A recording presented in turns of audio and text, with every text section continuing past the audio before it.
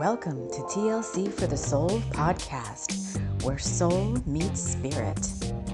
You have entered into sacred space. I'm your host, Tamber and Jamison, and I'm here to help you shine. Now let's get going on this podcast journey. Hello friends. Welcome to the podcast. We just had our first little spirit message come through. It was quite interesting. So I want to not forget that I saw a helicopter on a bottle cap just now, and then right as I put that down, a big old military helicopter, that has propeller in the, not a propeller, but blades in the front, blades in the back, like a double bladed one, just flew right over my head. So, I don't know, where helicopters are fast moving air energy. So let's go ahead and get into the podcast, and we'll talk all about that, as well as read some very metaphoric chapters of Tamber. Trying to shield a little bit from the wind. I am outside today, and I am in South Texas, and all the snow has finally melted. All the ice is gone, and it's a beautiful windy day. It's going to be in the 70s today, and everything's full speed ahead again. So, if you are new to the podcast, I welcome you here. I welcome you to TLC for the Soul. We are a growing little family. This podcast can be heard all over the place, so wherever you're coming from, be it, a podcast app or YouTube or Audible or iHeartRadio, I welcome you in to, to listen and see if this resonates with you. We've got resources all month long for things that I think will help you on your journey and your path. If you're a returning listener, welcome back. And I've got some fun things to share with you today. And as always on the podcast, we choose how we listen. So there's several different ways. If you're new here, if you're old here, you kind of already know the drill. But you can just choose to listen, in this case, from the perspective of this being a story about some people. You're just reading it or hearing it at a high level. And what I do with these two is once I record them, I do put them out as ebooks. So we'll talk about that in another time. But I do actually type them up as manuscripts and put them out there for free as well. So you can read this if listening's not your thing. But you can just listen to the story, see if you like it. It might pique your interest, some of the other work that we're doing here. You may also want to choose to listen for a higher understanding, for the metaphors and meanings woven into the story, because these are all channeled stories, meaning they come from source through the personas in the stories, channeled down through me, the conduit, and I just write them out via stream of consciousness or automatic writing, whatever you want to call that. You can also listen from a third perspective, a higher perspective. Right now I'm wrapping us all in a circle of love, light, and light love. And you can invite in your spirit guides, your angels, guardian angels, deities, earth spirits, whoever you like to work with, your power animals, to join you in this sacred circle, as I invite in the guides that I work with to join me here as we tell this story of Tamber and Jamison. So if you are dropping in for the first time, this is a continuation of a story that started back in January. The whole thing is there on the podcast for you to go back in time, just scroll back and start from the beginning. Tamber started at the beginning of January, and now we're on Jamison. And this is a story of a divine feminine and a divine masculine coming into sacred union, sacred partnership. Just put whatever. There's different connotations to different labels, so I kind of hesitate to label that. But some people call it twin flames, some people call it soulmates. I'm just going to call it you're one. The one that you feel you are bound to heart and soul.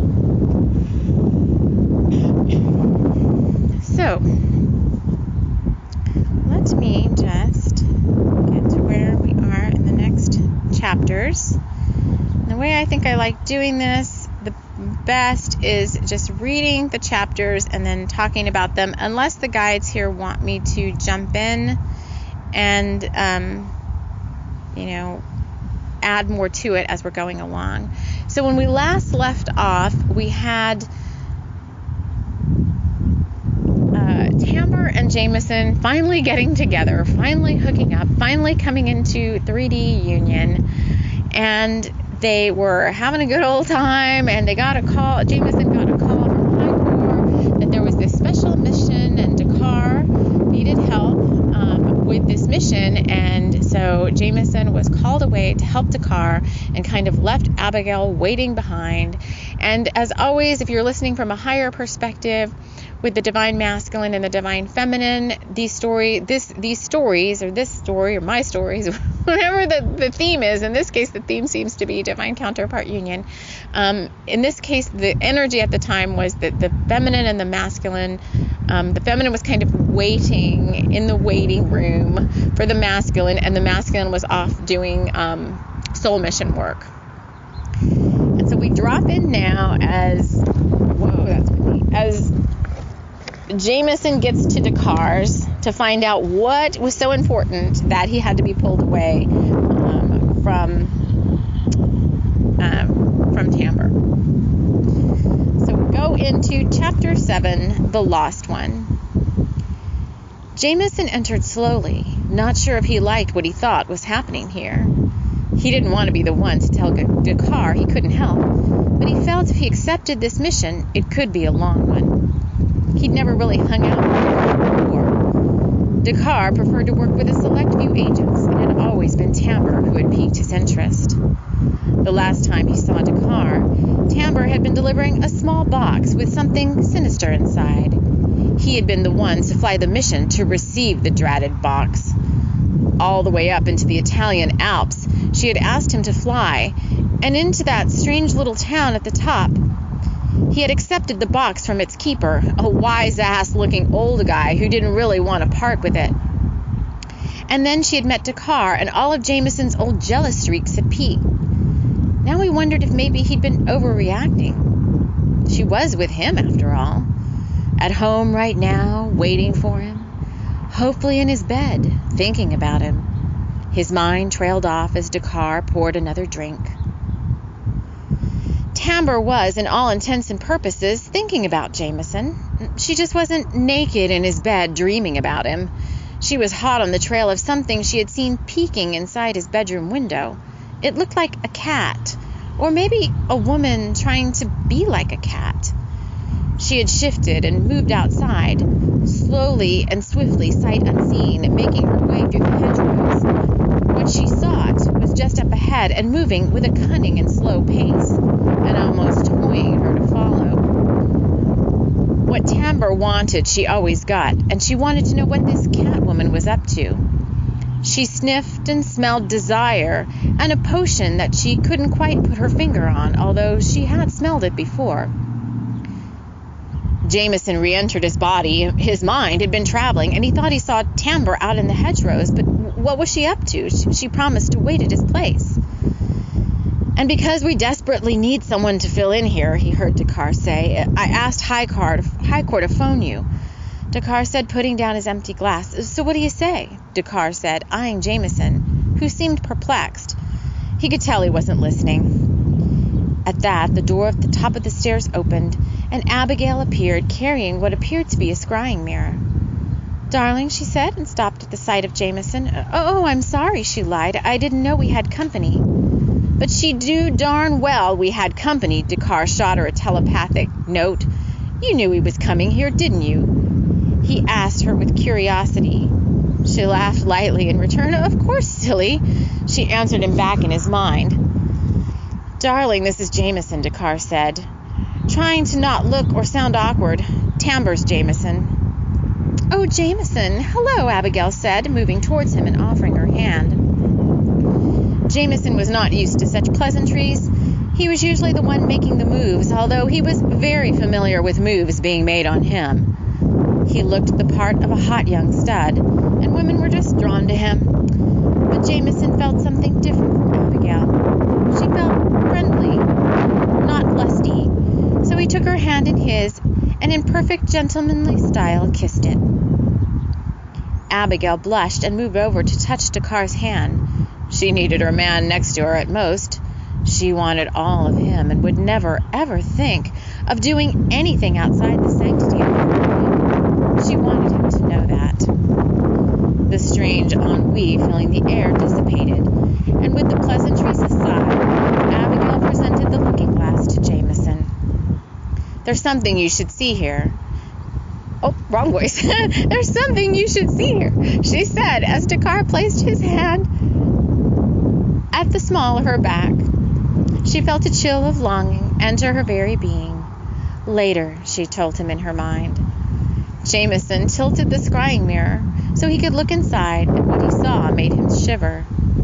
The small, otherworldly box was opening, and the creature inside was emerging. It had received a signal from its master to return home, but before returning it was to bring something with it. As Jamison looked on, he saw a cat disguised as a woman, and he saw the creature lurking nearby. Dakar looked over Jamison's shoulder. "We thought the creature worked for us," he said, "but it appears to be a free agent," he went on. "And it wants what you've got," Dakar said, clearly referring to Tamber. "Should we let him have it?" Dakar eyed Jamison for any signs of weakness.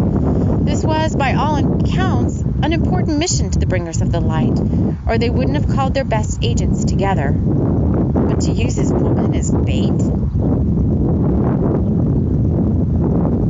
Chapter 8, Loose One. Tamber continued to follow the Catwoman, but she was no fool. She knew she was being led, and she wanted to follow. They went over and under the lands, up near the cairns and the stone monolith, and still the cat shifter walked on. At some point, Tamber had had enough. She contemplated killing the creature just to end this now boring to her cat and mouse game. But an energy arose deep from under the earth as a powerful and fiery dragon shone itself between her and the woman. A familiar, of course, Tamber thought, but heck, she was from deep space. No earth dragon could or would ever frighten her away. She shifted back to her woman form and stood strong. "Show yourself and let's end this," she yelled over in her most power-filled voice. "Who are you and what do you want?" "I want what all women want," the cat shifter said boldly. "And what is that?" Tamber asked, since she was no woman of the earth plane, but she was perplexed. "I want my man back," the Catwoman said, snarling, "and I'll do anything to get him back.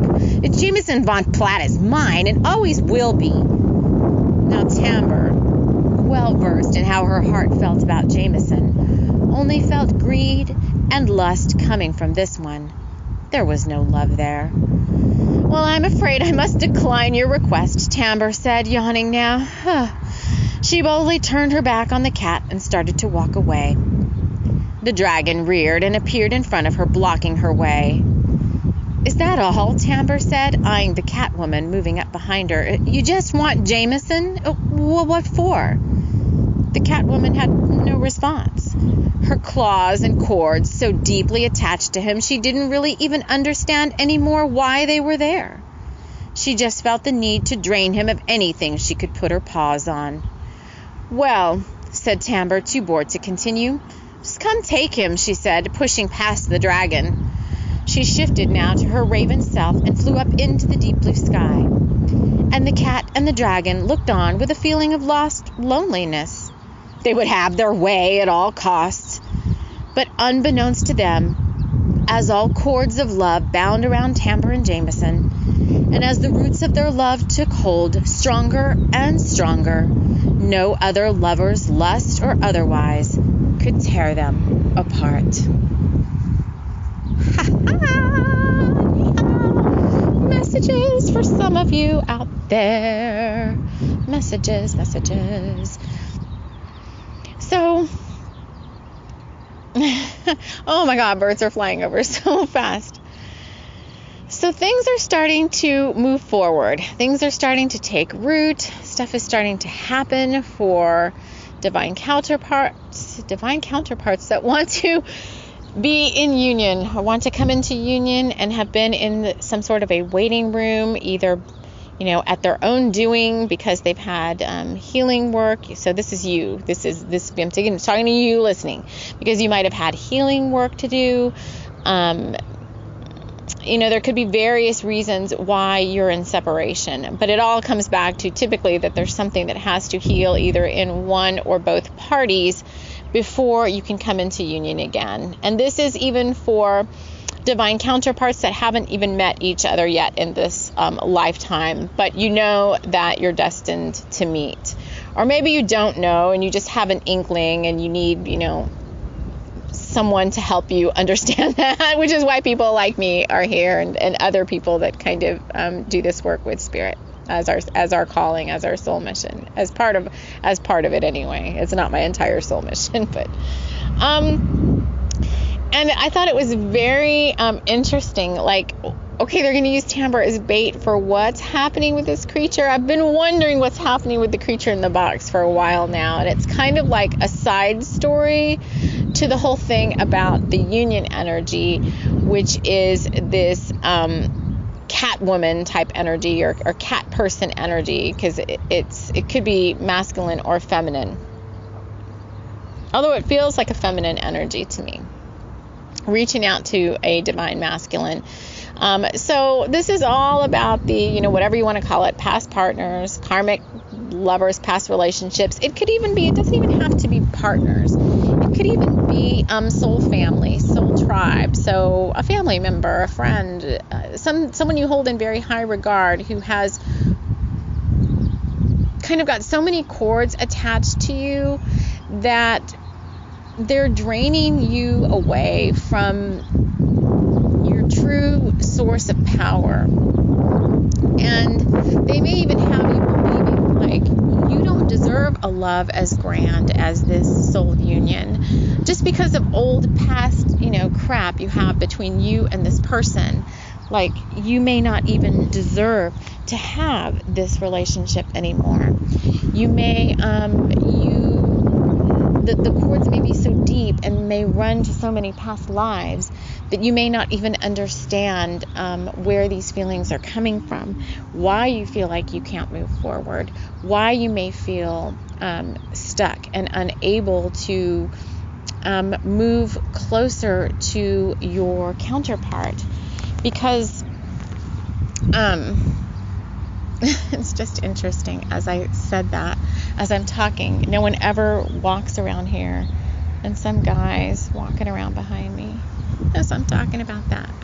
And he's an older man. I don't know if the age is irrelevant. They're saying the age is irrelevant. It's just a man walking. But he's walking kind of peacefully.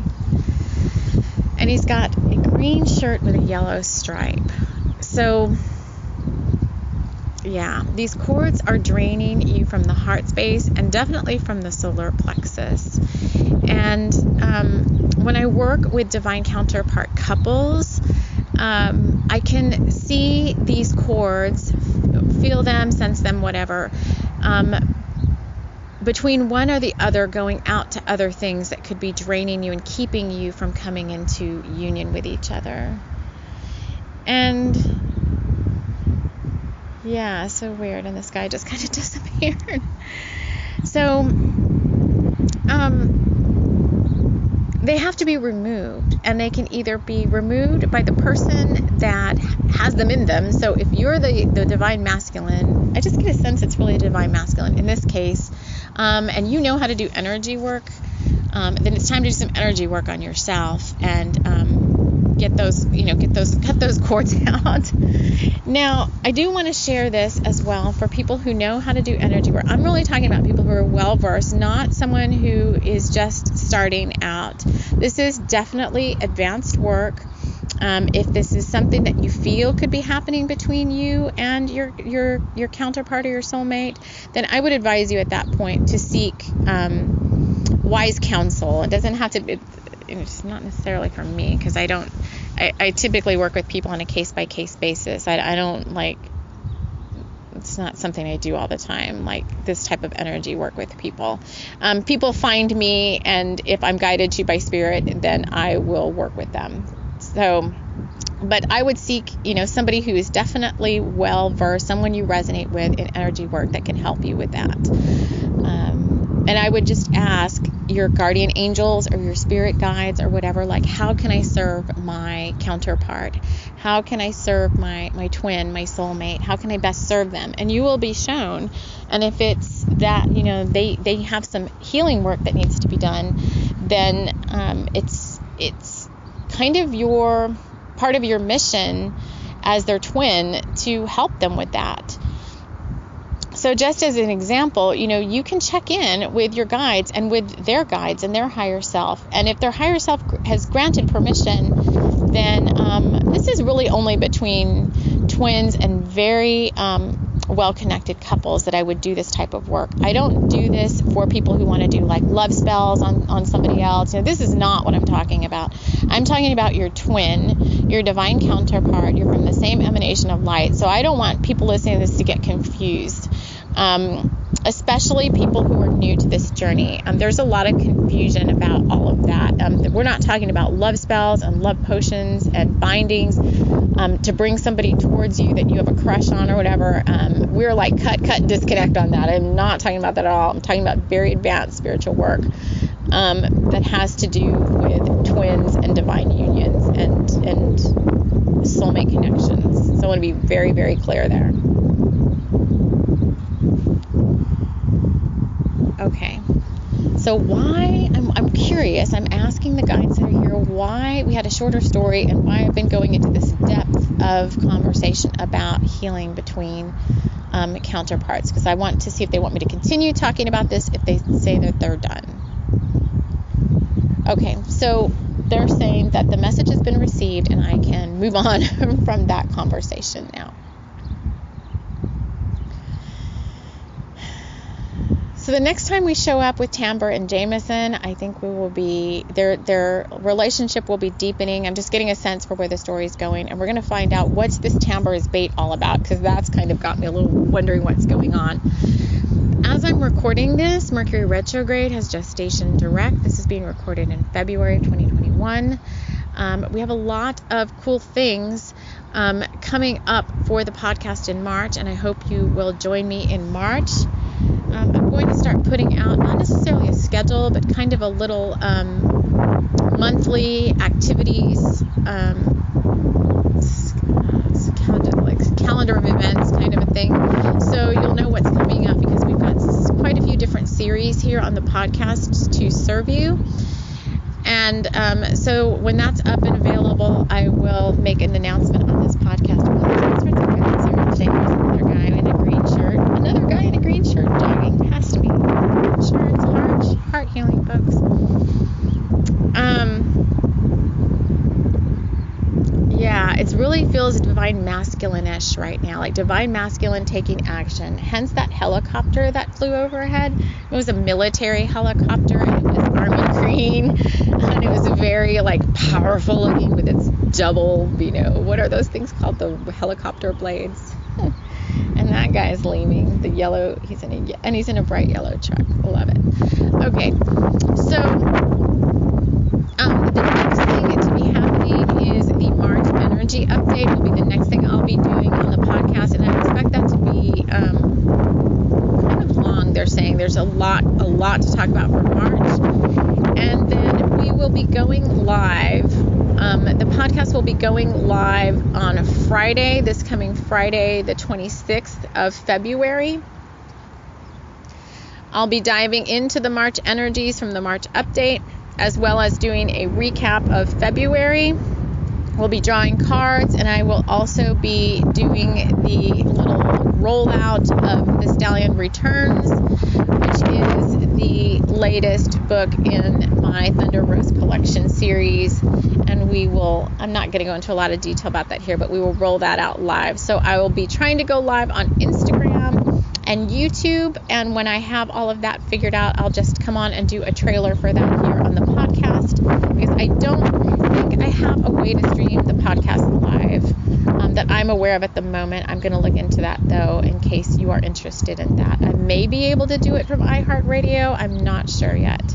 But anyway, trying for YouTube and Instagram. And when I get all that ironed out, which will be in the next couple of days, I will leave you more details on that. So I want to thank all of the guides who were here today joining us for the podcast. I'm going to go ahead and release us now. I'm going to go have some fun in this beautiful outdoor weather. I hope it wasn't too windy.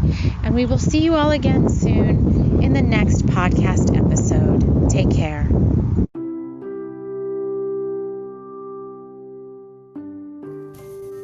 This episode has been brought to you by the Thunder Rose Ranch and Forest, a sacred place where the beings of light surrounding its etheric location are here to teach love to all humanity.